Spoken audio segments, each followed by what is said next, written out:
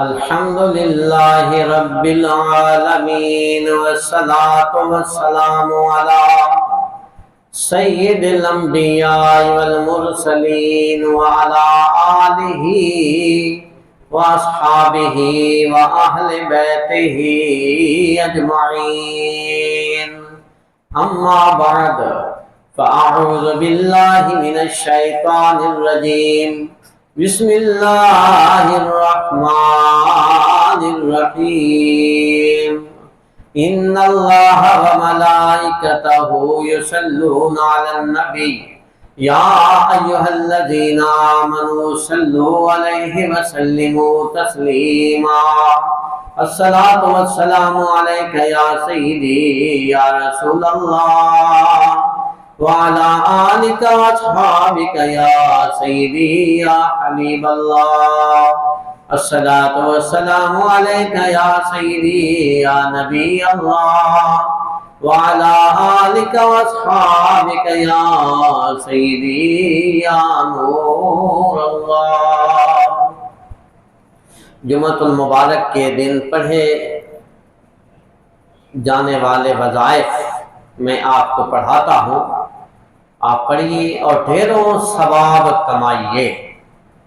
یہ وظیفہ جو ایک بار پڑھے گا اس کو اللہ پاک اس قدر نیکیاں عطا فرمائے گا کہ لکھنے والے فرشتے بھی بالآخر اپنے قلم روک لیتے ہیں، اس وجہ سے کہ ان سے بھی وہ نیکیاں لکھی جاتی نہیں ہیں، یعنی کہ اتنی زیادہ نیکیاں اللہ پاک عطا فرماتا ہے۔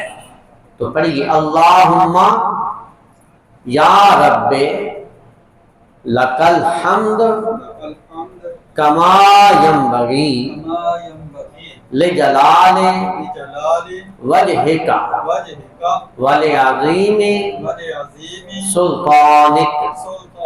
اب جو ہم وظیفہ پڑھیں گے اس کی فضیلت یہ ہے کہ جو شخص ایک بار پڑھے گا اس کے منہ پر بھلائی کی مہر لگا دی جائے گی۔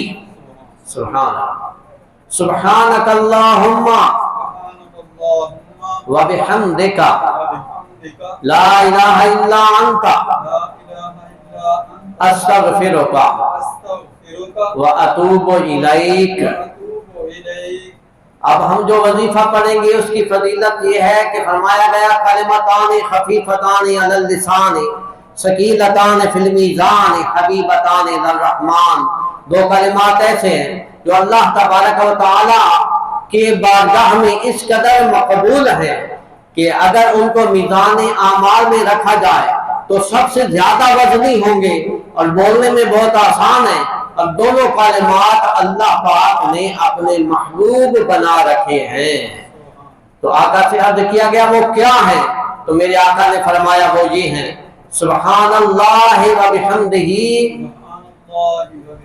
سبحان اللہ العظیم۔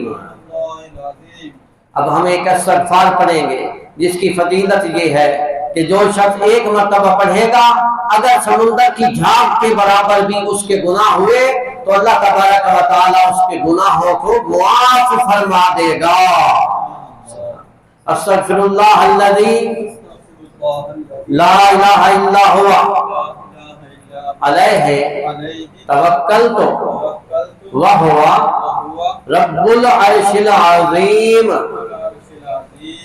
اب ہم ایک درود پاک پڑھیں گے جس کی فضیلت یہ ہے، حضرت سیدنا جلال الدین سیوطی شافعی رحمت اللہ تعالی علیہ فرماتے ہیں کہ جو شخص یہ درود پاک ایک مرتبہ پڑھے گا اس کو 6 لاکھ درود پاک کا ثواب عطا کیا جائے گا۔ سبحان اللہ۔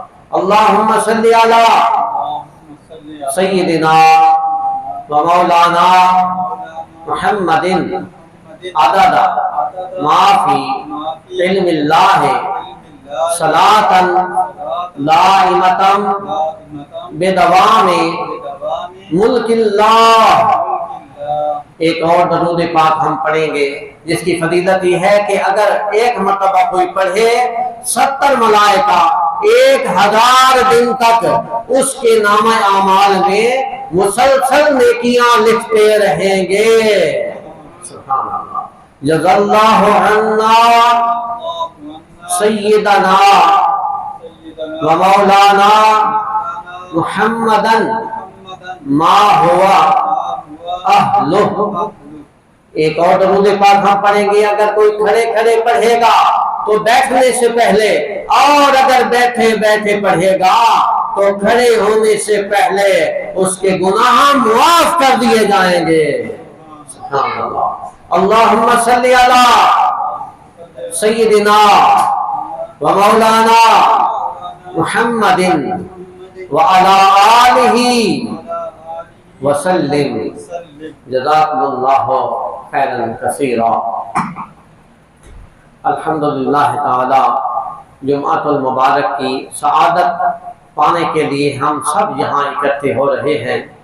ہم نے رسول اکرم شاہ بنی آدم صلی اللہ تعالی علیہ وآلہ وسلم کا ذکر پاک، آپ کے والد مبارک، والد مکرم، ان کا ذکر پاک کیا، پھر ان کے دادا جان کا ذکر پاک ہوا، پھر نبی کریم صلی اللہ علیہ وسلم کی ولادت و سعادت کا ذکر ہوا، پھر آقا علیہ السلام کے بچپن اور جوانی کا ذکر ہوا.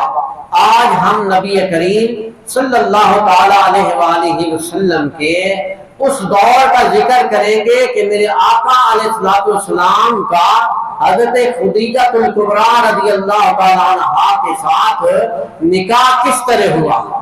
سبحان اللہ. ہم آج یہ بیان کریں گے، نہایت توجہ سے سنیے. حضرت خدیجہ الکبریٰ رضی اللہ تعالی عنہا جب بیوہ ہو گئی تو آپ کو بڑے بڑے سرداروں نے فرمائش کی نکاح کی. بات بڑی قابل توجہ ہے. بڑے بڑے سردار، کیونکہ آپ کی بڑی مالدار اور ایک سردار خاندان کی تھی، بہت بڑی تاجرہ عورت تھی. آپ کی تجارت اس قدر تھی کہ مکہ سے شام کو آپ کا دوسرے ملک میں کاروبار ہوتا تھا. سبحان اللہ.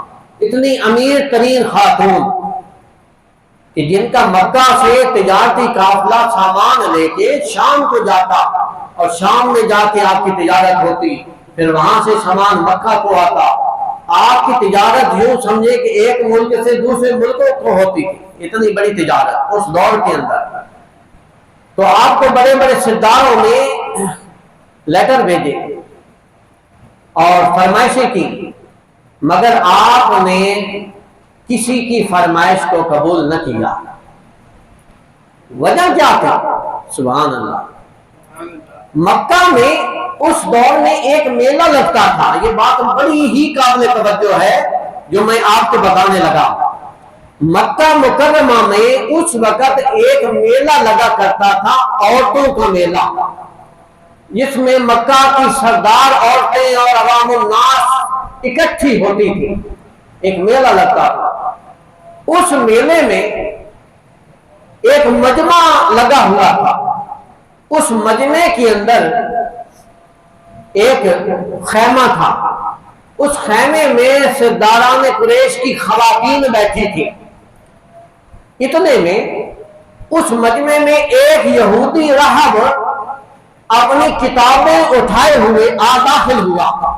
سبحان اللہ. یہودی راہب، بات بڑی قابل توجہ ہے، جو سمجھے گا اس کو پتہ چلے گا. یہودی راہب کتابوں کا ایک بنڈل اٹھائے ہوئے، کتابیں اٹھائے ہوئے ان خواتین کے اس ہجوم میں، اس جھرمٹ میں جہاں وہ خواتین بیٹھی تھی، ان میں داخل ہوا اور اس خیمے میں آ کر کہنے لگا. کیا کہنے لگا؟ اس نے کہا کہ اے مکہ کی سرداران کی خواتین اور سردار عورتوں اور اے اہل قریش کی اے عورتوں، اے خواتین، ویسے تو کوئی کام نہیں ہے کسی مرد کے آپ کے اس خیمے میں آنے کا، لیکن میں چلو آ گیا ہوں تو میں آپ کو ایک بات ہی بتاتا چلوں. سبحان اللہ. اس نے کہا کہ ویسے تو مردوں کا کوئی کام نہیں بنتا عورتوں کے خیمے میں آنا، لیکن میں آ گیا ہوں تو میں آپ کو بات بتاتا چلوں. اور یہ کہتے ہی ساتھ جو بول پر اس نے کہا کہ اے مکہ کے اہل قریش کی خواتین میری بات سنو، میں ایک راہب ہوں، یہودی عالم ہوں، میں نے کتابوں میں پڑھا ہے کہ ایک آخر الزمان نبی جن کا نام حضرت محمد مصطفیٰ صلی اللہ تعالی علیہ وآلہ وسلم ہوگا، وہ آخری نبی مکہ میں پیدا ہونے والے ہیں، ان کا مکہ میں ظہور ہونے والا ہے، وہ مکہ میں اپنا ظہور فرمانے والے ہیں۔ یہ اس نے کہا اور پھر ساتھ کہنے لگا میں تمہیں کہتا ہوں کہ جو خاتون ان کی رفاقت میں آئے گی وہ بڑی خوش نصیب ہوگی۔ یہ کہا اس نے تو مکہ کی وہ جو عورتیں بیٹھی تھی انہوں نے تو اس کو بڑا ڈانٹا اور ڈانٹ کر کہا کہ چل چل اے بولے چل، تو یہاں عورتوں میں کیا کہنے آیا ہے کیا کرنے آیا، چل یہاں سے۔ انہوں نے اس کو بھگایا، مگر بات سنو، حضرت خدیجہ بھی اس مجمع میں بیٹھی تھی۔ سبحان اللہ، حضرت خدیجہ بھی اس اہل قریش کی خواتین کے مجمع میں بیٹھی تھی۔ حضرت خدیجہ فرماتی ہیں کہ جب اس بندے نے یہ رحمت میں بات کی اور عورتوں نے اس کو ڈانٹا کہ نکل، تیرا یہاں کیا کام ہے آنے کا، تو ہمیں توریت اور انجیل کے خبریں دیتا ہے، تجھے کیا کام ہے ہمارے پاس یہاں آنے کا۔ حضرت خدیجہ فرماتی ہیں کہ جب عورتوں نے اس کو ڈانٹا تو میں نے اس کو نہیں ڈانٹا، میرے دل میں ایک خیال پیدا ہوا کہ اے کاش وہ محمد مصطفیٰ میں ان کی رفاقت میں چلی جاؤں اور میرے شوہر مان جائے، میں خوش نصیب ہو جاؤں گی۔ میرے ذہن میں اس وقت یہ خیال آیا کہ کاش وہ میرے مقدر کھل جائے، کاش وہ میرے مقدر میں ہوں، کاش میں ان کی زوجہ بن جاؤں اور مجھے یہ سعادت ملے کہ میں آخر الزمان نبی حضرت محمد مصطفیٰ صلی اللہ تعالی علیہ وآلہ وسلم کی زوجہ ہو کر مشہور ہو جاؤں گی، میرا ایک مقام بنے گا، مجھے شان مل جائے گی، میری شان و شوکت بڑھ جائے گی۔ فرماتی ہے کہ میں اس خیال میں رہی کہ کاش میرا مقدر چمک جائے، کاش میرا مقدر جاگ جائے۔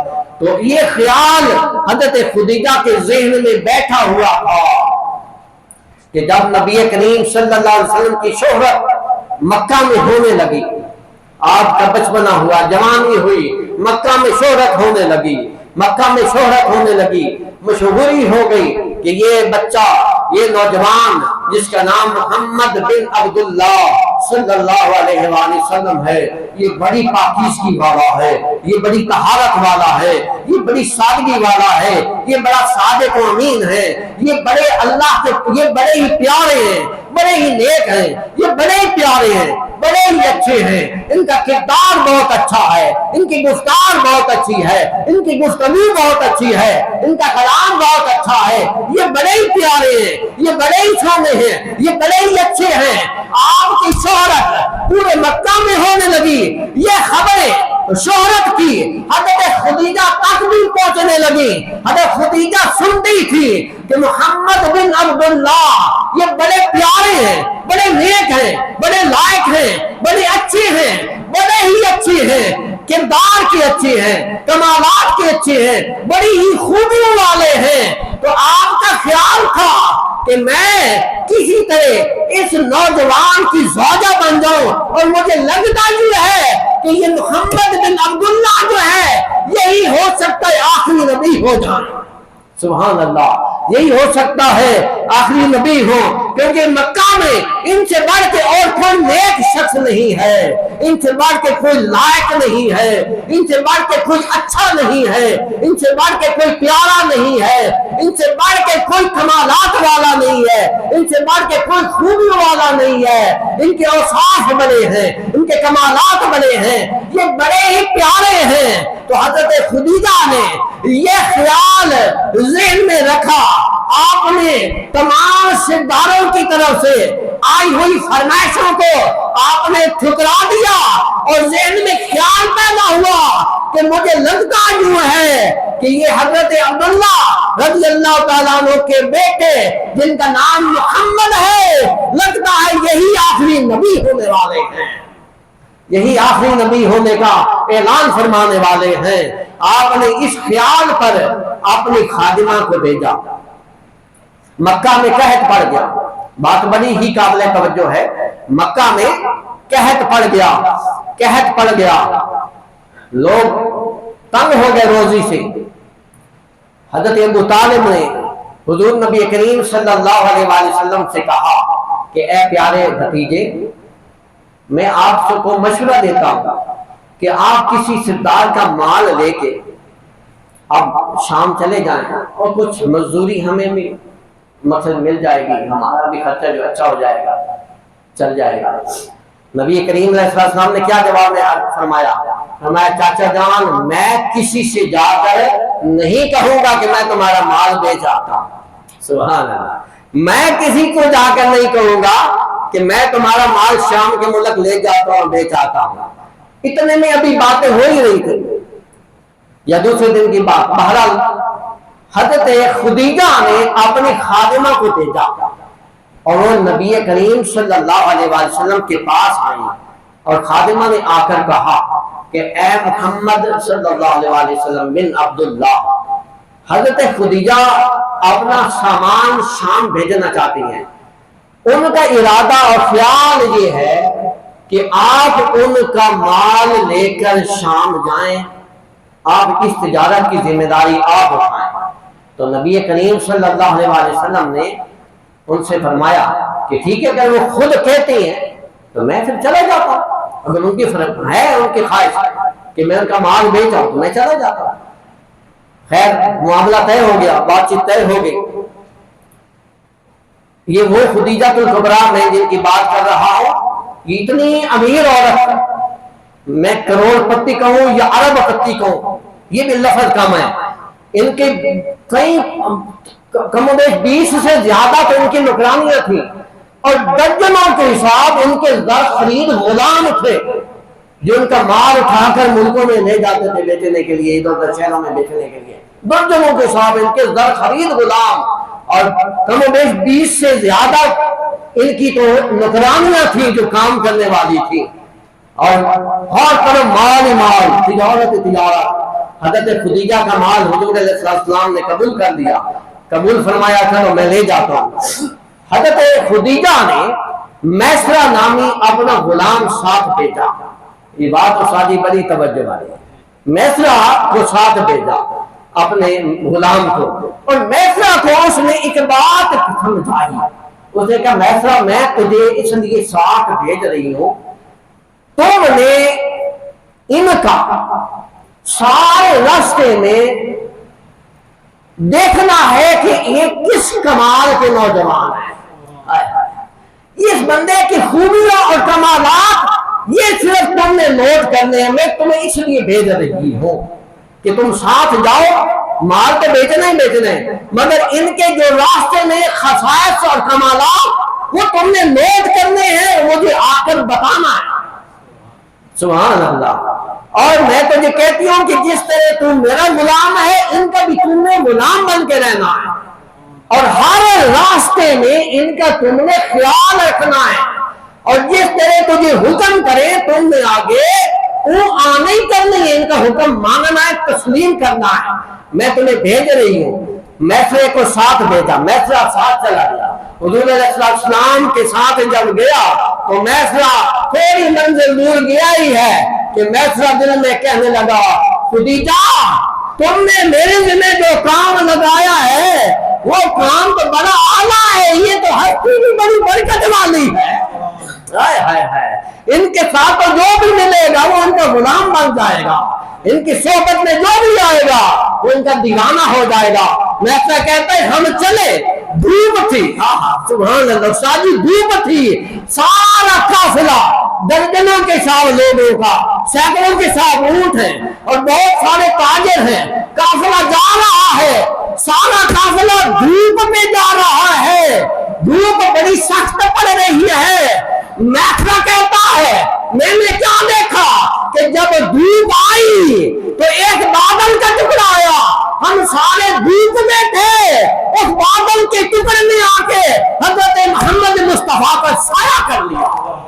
سبحان اللہ، اس بادل نے سایہ کر لیا، اس بادل نے سایہ کر لیا، سارے راستے جہاں دھوپ ہوتی وہاں وہ بادل آ جاتا اور حضرت محمد صلی اللہ علیہ وآلہ وسلم پر وہ سایہ کرتا، اور راستے میں ہم نے جو کمالات دیکھے، رات ہوتی اندھیرا ہو جاتا، مگر محمد بن عبداللہ صلی اللہ علیہ وآلہ وسلم کی شان یہ ہے کہ جہاں یہ بیٹھے ہوتے وہاں کسی دیے کی ضرورت پیش نہ آتی۔ سبحان اللہ، یہ آپ کے چہرے مبارک سے روشنی پھیلتی، سارا علاقہ روشن ہو جاتا۔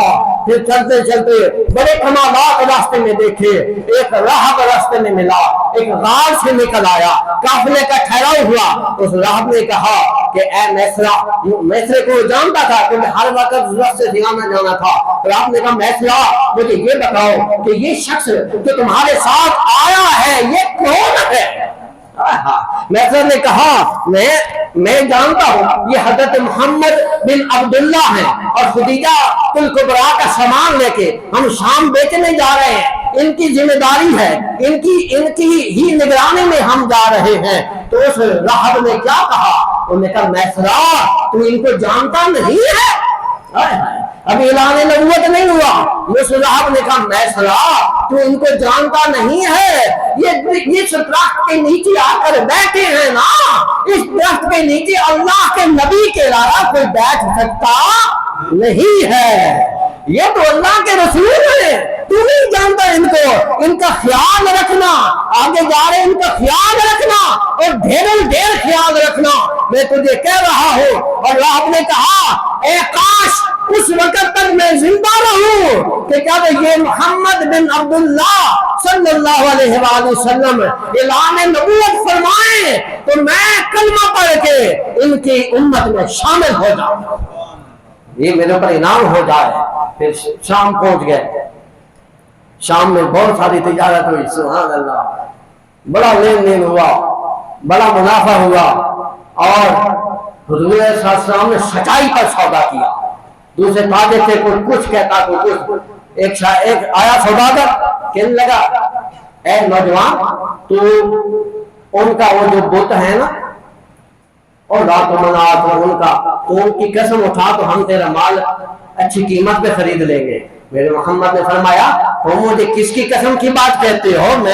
میں تو ان کا نام ہی لینا اچھا نہیں سمجھے گا، تو ان کی بات میرے سامنے کرتے۔ پھر آپ نے فرمایا میں قسمیں اٹھا کے سودے نہیں کرتا، لینا ہے تو لو، نہیں لینا تو میرا سودا آگے بک جائے گا اور ہم بیچ لیں گے، کہیں اور بیچ لیں گے۔ حضور علیہ السلام کی اسی طرح سارا نظام ہوا، واپسی ہوئی۔ میں مختصر کرتا ہوں، 40 منٹ ہو گئے، انشاءاللہ اس طور کے پھر بیان اگلے جمعے انشاءاللہ کریں گے، پھر بڑی دھوما دھما انشاءاللہ بیان کہ میرے آقا علیہ السلام کو پھر نکاح کی کیسے دعوت آئی، پھر کیا نظام بنا۔ انشاءاللہ ہم منگل کے دن 11ویں شریف کا پروگرام کریں گے، منگل کے دن بعد نماز عشاء، منگل کے دن بعد نماز عشاء 11ویں شریف کا پروگرام اپنی اس مسجد میں ہوگا۔ آپ سے گزارش ہے کہ ٹائم پہ تشریف لے آنا۔ عشاء کی نماز کتنے بجے ہو رہی ہے؟ 7:30۔ عشاء کی نماز 7:30 بجے ہو رہی ہے۔ انشاءاللہ 8 بجے میں 2 رکعت نفل بسلسلہ ایصال ثواب حضور غوث پاک پڑھاؤں گا، 2 رکعت نفل بسلسلہ ایصال ثواب سرکار بغداد حضور غوث پاک انشاءاللہ وہ نفل پڑھائیں گے۔ اس کا طریقہ یوٹیوب پہ اس وقت مجھے سن رہے ہیں، دنیا کے لوگ سارے سن لیں، میں بتا رہا ہوں کہ اس کا طریقہ یہ ہے کہ پہلی رکعت میں الحمد کے بعد 3 مرتبہ آیت الکرسی پڑھنی ہے۔ کتنی مرتبہ جی؟ 3 مرتبہ آیت الکرسی پڑھنی ہے، اور دوسری رکعت میں الحمد پڑھنے کے بعد 3 مرتبہ سورہ اخلاص कुल हुवल्लाहु अहद, ये सूरत पढ़नी है। जो बंदा ये 2 नफल पढ़ कर सरकारे बगदाद हुजूर गौस पाक को इसाले सवाब करेगा, इंशाअल्लाह वो अपनी मन की मुरादें पाएगा, मन की मुरादें पाएगा। अगर भूखा है तो उसको सैर करा दिया जाएगा, अगर प्यासा है तो उसको सैराब कर दिया जाएगा, अगर तंग दस्त है तो उसकी रोजी को वसी कर दिया जाएगा, अगर बेरोजगार है तो उसके रोजगार में इजाफा कर दिया जाएगा, उसको रोजगार अता कर दिया जाएगा। अगर बे औलाद है तो सरकारे बगदाद इसके इशारे सवाब और करने की बरकत से उसको अल्लाह पाक औलाद अता फरमाएगा। अगर कोई भी नामुमकिनात में फंसा हुआ है तो हर नामुमकिन को मुमकिन बना दिया जाएगा, ना मुराद को मुराद अता कर दी जाएगी, बेचैन को चैन अता कर दिया जाएगा, जो राहत खो चुका है उसको राहत अता कर दी जाएगी, जो भी नाकामी का शिकार है उसको कामयाबी अता कर दी जाएगी। जो भी सरकारे बगदाद हुजूर गौस पाक के इशारे सवाब के लिए 2 रकात नफल हाजत पड़ेगा और इशारे सवाब करेगा और फिर अपने लिए दुआ मांगेगा, मेरे रब गौस पाक की बरकत से उसकी हर मन की मुराद को पूरा फरमा देगा। इंशाअल्लाह वो 2 रकात नमाज इशारे सवाब सरकारे बगदाद हुजूर गौस पाक मंगल के दिन इंशाअल्लाह ईशा की नमाज के बाद तकरीबन 8 बजे मैं वो नफल पढ़ाऊंगा। उसके बाद तकरीबन 1 घंटा सवा घंटा हम महफिल करेंगे, उसके बाद दुआ होगी। अल्लाह ताला हमें अमल की तौफीक अता फरमाए, सुन्नत अता फरमाए।